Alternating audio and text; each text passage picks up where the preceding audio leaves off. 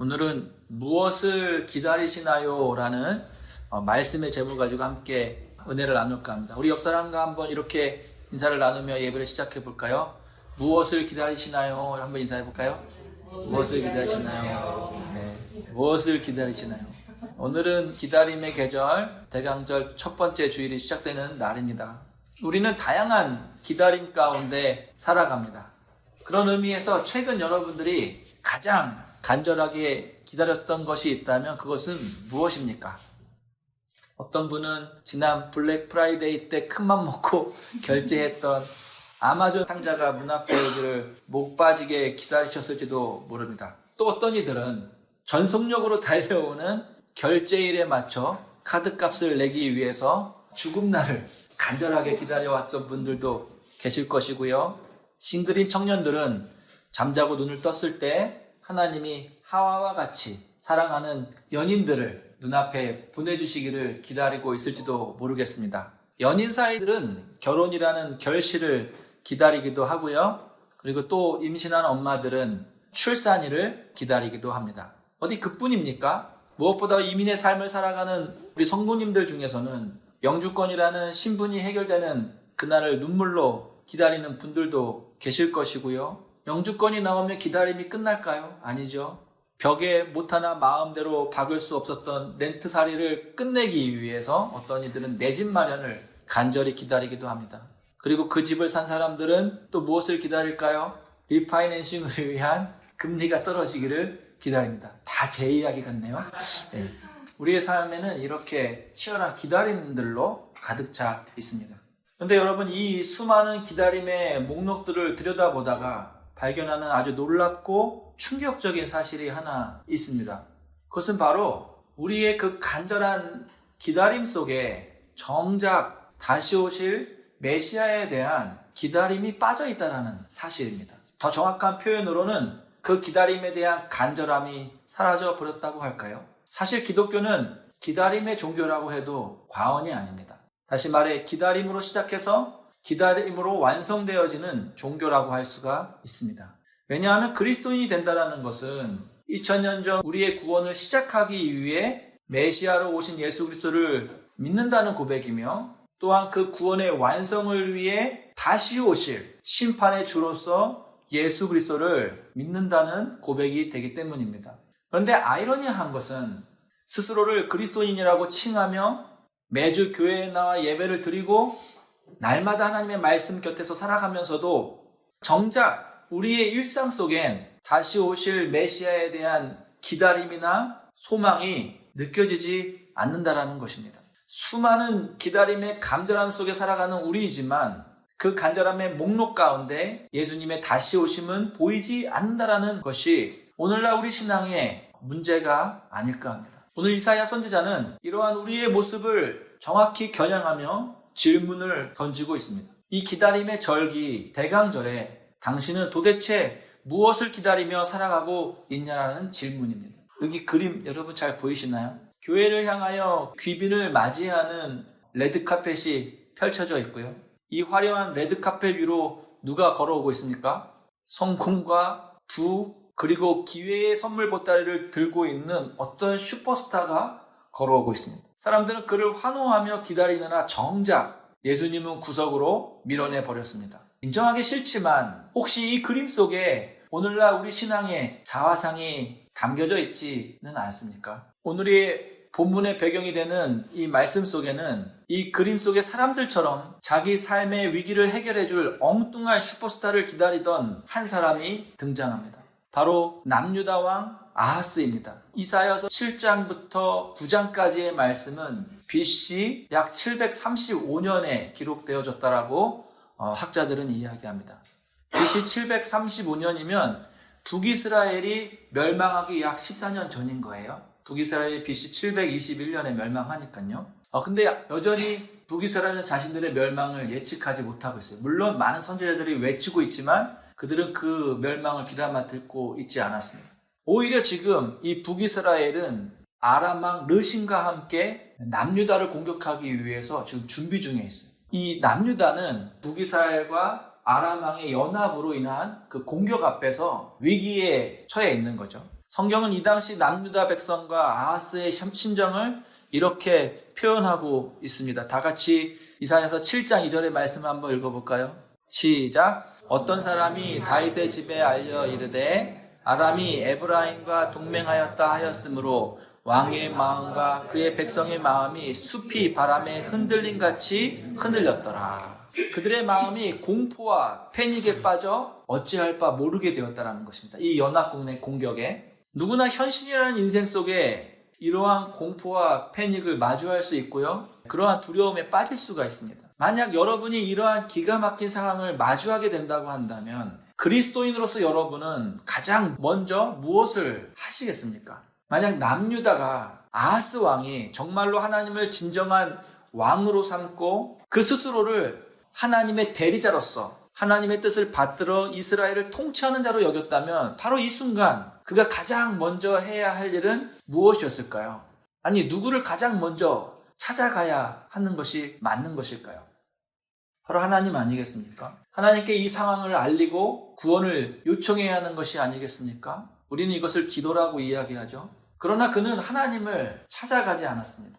아니, 공포와 패닉에 빠진 지금 그의 눈엔 아예 하나님이 전혀 보이지 않습니다. 대신 누가 보입니까? 아까 그림 속의 슈퍼스타처럼 자신에게 부자가 될 수 있는 기회, 성공할 수 있는 기회, 이 위기를 뚫고 갈 수 있을 것 같은 기회를 가져다 줄 현실 속에 슈퍼스타가 눈에 보일 따름입니다. 아하스 왕에게 그 슈퍼스타가 누구였을까요? 바로 근래에 가장 강대국으로 뜨고 있는 신흥제국 아수르 나라였고 그 나라의 왕이었던 디글랏 빌레셀이었습니다. 아하스 왕에게 아수르는 자신의 불안을 잠재워줄 가장 확실한 힘이자 의존할 만한 대상으로 보였습니다. 그러나 하나님은 이 두려움에 떨고 있는 아하스 왕에게 이사야 선지자를 보내서 말씀으로 그를 격려하고 일으켜 세워주시기를 원했습니다. 다 같이 이사야 7장 3절에서 4절의 말씀을 읽어보겠습니다. 시작.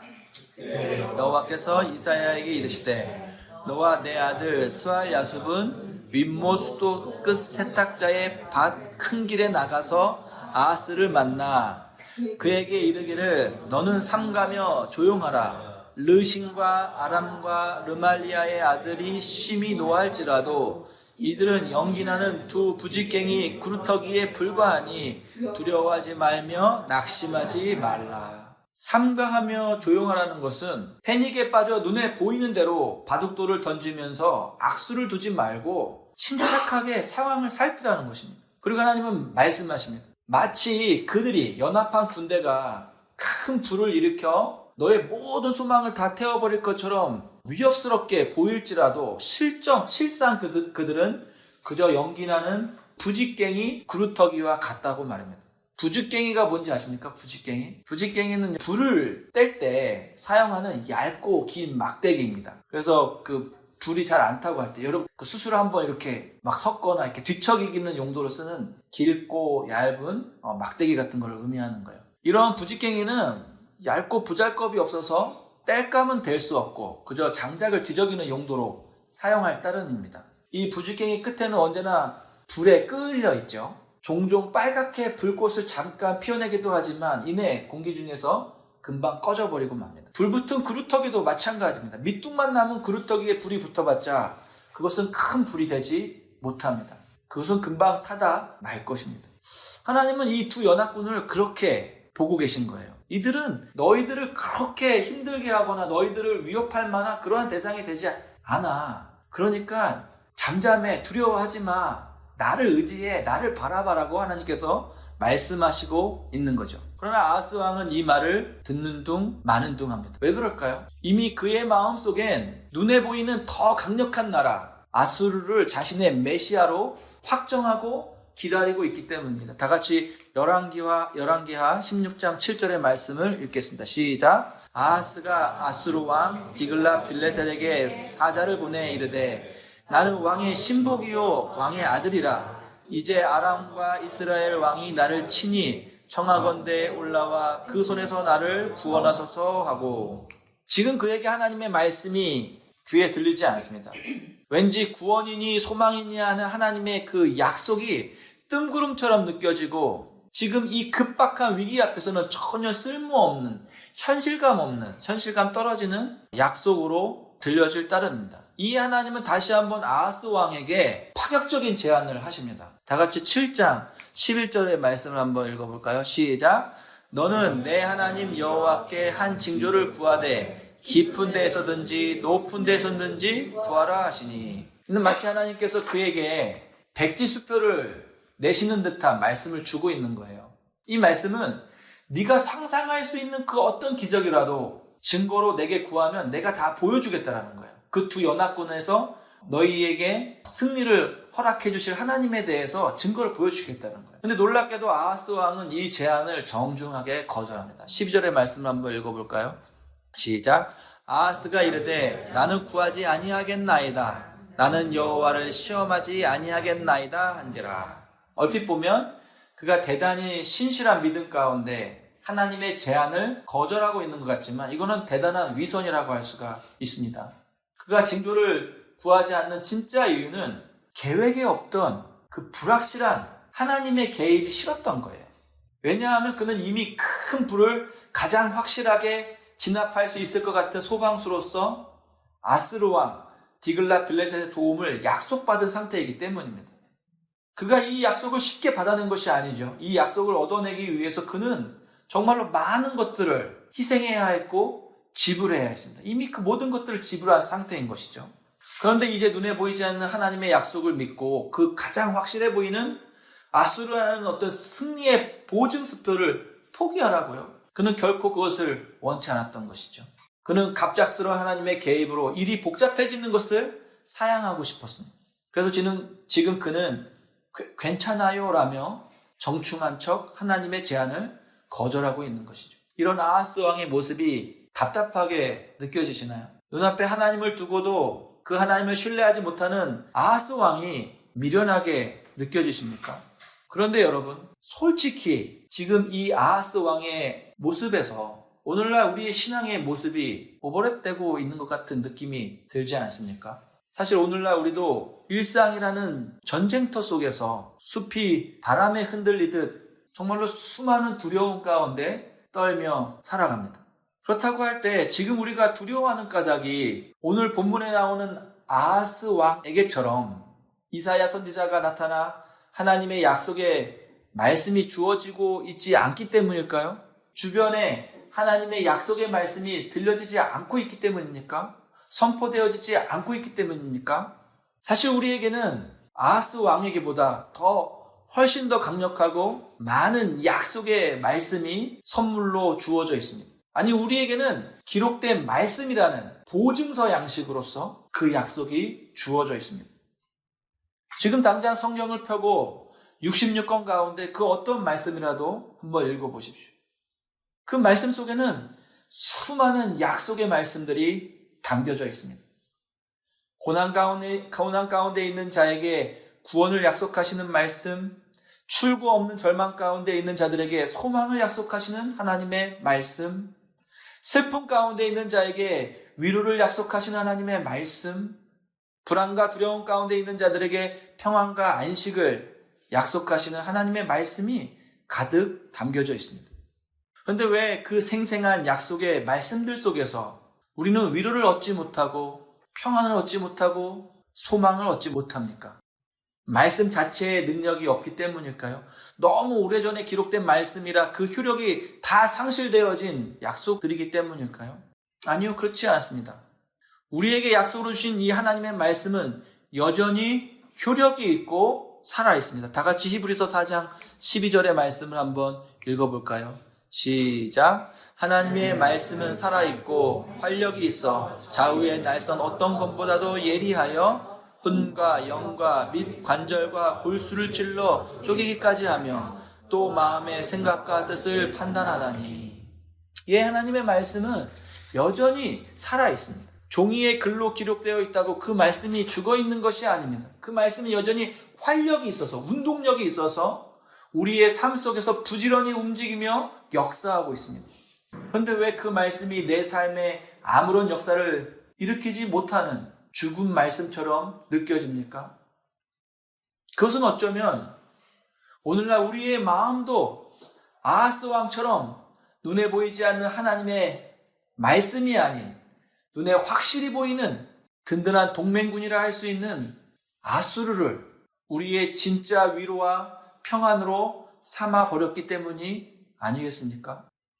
통장의 잔고를 나의 아수르로, 내가 의지하는 인맥을 나의 아수르로, 내가 계획한 대로 흘러가는 내 인생을 나의 아수르로, 하나님이 아닌 내가 그토록 기다리는 그 무엇들을 나의 아수르로 삼아버렸기 때문이 아니냔 말입니다. 그러한 기다림을 아수르로 삼은 사람들에겐 결코 하나님의 말씀이 들려지지 않습니다. 그저 들려도 그만, 안 들려도 그만인 공허한 위로처럼 한 귀로 듣고 한 귀로 흘려지기 마련입니다. 예, 어쩌면 우리야말로 이 시대 속에 살아가고 있는 아하스 왕이 아닐까 합니다. 사랑하는 성도 여러분, 그런데 오늘 본문이 우리에게 주는 진짜 은혜는 바로 이 지점에 있습니다. 우리가 아하스처럼 딴 마음을 품고 세상의 아수를 기웃거리며 하나님의 말씀을 외면하는 바로 그 순간에도 우리 하나님은 결코 우리를 포기하시지 않는다는 사실입니다. 비록 그가 구하지 않았지만 하나님은 그에게 놀라운 징조를 선포해 버리십니다. 다 같이 이사야 7장 14절의 말씀을 한번 읽어보겠습니다. 시작. 그러므로 주께서 친히 징조를 너희에게 주실 것이라. 보라, 처녀가 잉태하여 아들을 낳을 것이요 그의 이름을 임마누엘이라 하리라. 임마누엘이란 이름의 뜻은 우리가 다 잘 알다시피 하나님이 우리와 함께 계신다라는 뜻입니다. 이 이름은 당신이 믿든 안 믿든 다른 것을 기다리든 상관없이 여호와 하나님께서는 하나님의 약속대로 여전히 우리의 삶의 주인으로 함께 하겠다라는 하나님의 포기하지 않는 사랑을 선포하고 있는 것입니다. 하나님은 이 약속과 더불어 7장 하반절에 앞으로 이스라엘과 유다에게 임할 일들에 대해서 예언해 주십니다. 그것은 곧 너를 두렵게 하였던 두 나라가 황폐하게 될 것이며 아람과 북이스라엘이 황폐하게 될 것이며 더불어 그 나라 앞에 두려움에 떨며 하나님이 아닌 아수를 의지했던 남유다는 결국 아수르에 의해 유린을 당하고 흑암에 빠지게 될 것이라는 사실입니다. 다 같이 역대하 28장 20절에서 21절의 말씀을 한번 읽어보겠습니다. 시작. 아수르 왕 디글랏 빌레셀이 그에게 이르렀으나 돕지 아니하고 도리어 그를 공격하였더라. 아하스가 여호와의 전과 왕궁과 방백들의 집에서 재물을 가져다가 아수르 왕에게 주었으나 그에게 유익이 없었더라. 만약 하나님의 예언이 이것으로 끝났다고 한다면 이 예언은 위로가 아닌 조롱으로 마무리를 질 것입니다. 그거 봐라. 내가 그렇게 이야기했는데 너희가 나를 의지하지 않고 다른 것들, 다른 기다림을 너희들의 구원으로 삼았더니만 결국 이렇게 망해버렸네? 라는 어떤 조롱이 될 것입니다. 그러나 하나님의 예언은 여기서 끝나지 않습니다. 하나님은 이어지는 9장의 말씀, 우리가 오늘 읽었던 본문 9장의 말씀에서 그 흑암의 한복판에 큰 빛을 보내어 그들을 다시 영화롭게 해주실 것을 약속해 주십니다. 아까 스불론과 납달리라는 지역이 나왔잖아요. 예전에는 그 스불론과 납달리 지역이 흑암에 이르렀으나 이거는 무슨 이야기냐면 결국 북이스라엘의 멸망을 이야기하는 거예요. 근데 그 큰 빛이 나타나서 그 스불론과 납달리를 다시 영화롭게 한다는 예언의 말씀을 주는데 그것은 다시 그 이스라엘 회복을 의미하는 것입니다. 그들을 다시 영화롭게 해주실 것을 약속해 주시는데 그 빛이 누구입니까? 그것은 징조로 약속되었던 임마누엘로 오실 메시아, 곧 예수 그리스도를 의미합니다. 그 빛 대신 주께서 오실 때에 희망을 잃고 텅 빈 눈빛으로 살아가는 그들의 눈빛이 다시 기쁨의 소망으로 가득 차게 될 것이라는 것입니다. 그 빛 대신 주께서 오실 때 노역 가운데 지치고 억눌렸던 그들의 어깨가 다시 자유로워지며 힘을 얻게 될 것이라는 의미입니다. 그 빛 대신 주께서 오시는 날에 압제자의 막대기 가운데 늘 두려움과 불안 속에 살았던 그들은 기드온의 300용사가 하나님의 도우심으로 미디안을 물리쳤던 것처럼 놀라움과 기쁨이 뒤섞여 노래하고 춤추는 날을 맞이하게 될 것이라는 것입니다. 왜냐하면 그 빛으로 오실 임마누엘 하나님은 다음과 같은 능력과 소망을 품고 이 땅에 오시는 분이기 때문입니다. 다 같이 9장 6절을 한번 읽어보시겠습니다. 시작. 이는 하나가 우리에게 낳고 한 아들을 우리에게 주신 바 되었는데 그의 어깨에는 정사를 메었고 그의 이름은 기묘자라 모사라 전능하신 하나님이라 영존하시는 아버지라 평강의 왕이라 할 것이니라.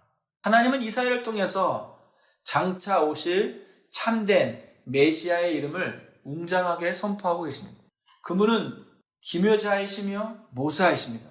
우리의 흑암을 뚫어낼 놀라운 시적인 지혜를 갖고 계시는 분이십니다. 그분은 전능하신 하나님이십니다. 죄와 사망의 멍에를 깨뜨리실 전능한 능력을 갖고 계신 분입니다. 그분은 영존하신 아버지이십니다. 이것은 하나님과 동격으로서 하나님을 의미하는 것이 아니고요. 우리를 영원토록 책임지고 돌보시는 사랑의 아버지가 되어주실 것이라는 선포입니다. 그분은 평강의 왕이십니다. 마침내 우리의 삶에 세상이 줄 수 없는 참된 샬롬을 이루실 분이라는 것입니다. 이렇게 예수님의 이름이 다양하게 묘사되고 있는 것은 우리의 왕으로 오실 그 예수님이 이와 같이 말할 수 없는 능력으로 우리의 삶을 구원해 주실 것이고 우리를 다시 자유케 해주실 것이고 우리에게 평강을 주실 분으로서 그 능력의 하나님으로서 오실 예수님을 선포하고 있는 것입니다. 하나님은 이사야를 통해 아하스 왕에게 또한 이 시대의 아하스 왕 같은 믿음으로 살아가는 우리에게 이 임마누엘 하나님 되시는 예수 그리스도를 징조의 말씀으로 주시며 또한 이 평강의 왕 되신 예수 그리스도를 마침내 이루실 구원의 말씀 또한 약속의 말씀으로 우리에게 주고 계신 것입니다.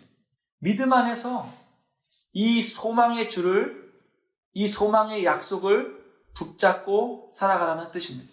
우리의 인생 앞에 우리의 힘으로 어찌할 수 없는 연합군과 같은 낭망이 찾아올지라도 이 소망의 약속을 붙잡고 끝까지 기다리라는 말씀입니다. 혹시라도 우리가 아하스와 왕과 같이 믿음에 실패하고 우리의 연약함으로 흑암 가운데서 절망을 마주한다고 할지라도 그 약속된 말씀, 그 징조의 말씀, 평강의 왕으로 오실 메시아를 기다리며 끝까지 그 소망을 포기하지 말고 품고 살아가라는 것입니다. 말씀을 맺습니다. 오늘 우리의 삶을 솔직하게 한번 들여다보기를 원합니다.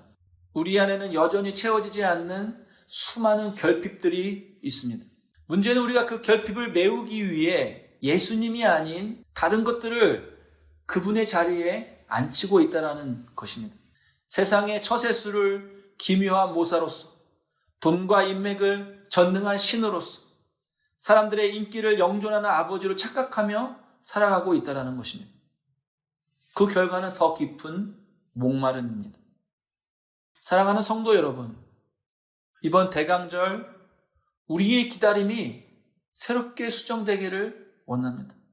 우리의 시선이 아마존 택배 상자가 아닌 주식 시세판이 아닌 저 낮고 천한 곳으로 오시는 예수님께로 옮겨지기를 바랍니다. 마지막으로 다시 한번 묻고 싶습니다. 이 기다림의 계절, 이 대강절에 여러분은 진정 무엇을 기다리시겠습니까? 우리에게 참된 평안을 약속해 주시는 그 하나님의 말씀을 친히 어깨에 메고 오시는 왕, 아니 그 약속의 말씀 그 자체가 되어 우리의 남루한 삶의 현장 속으로 뚫고 들어와 주신 바로 그분, 우리의 유일한 참 소망이신 임마누엘 예수 그리스도, 오직 그 한 분만을 기다리는 저와 여러분의 복된 대강절이 되기를 주님의 이름으로 축원합니다. 기도하시겠습니다.